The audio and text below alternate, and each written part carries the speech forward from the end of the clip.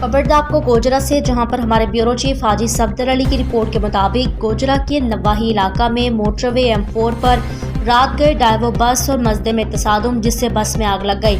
Bus driver मौके पर ही झुलसकर जान की बाजी हार गया, जबकि मुसाफिर मौजूदाना तौर पर महफूज रहे। इत्तला मिलते ही रेस्क्यू 112 और पुलिस की भारी नफरी मौके पर पहुंच गई।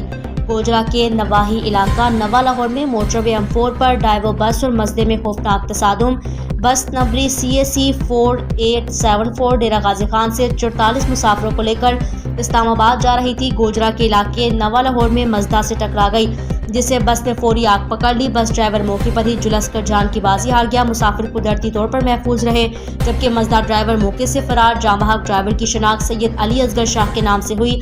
इत्तला मिलते ही रेस्क्यू 112 और पुलिस की भारी नफरी मौके पर पहुंच गई। जांबाहक शख्स को तहसील हेडक्वार्टर अस्पताल गोजरा मुंतकिल कर दिया गया।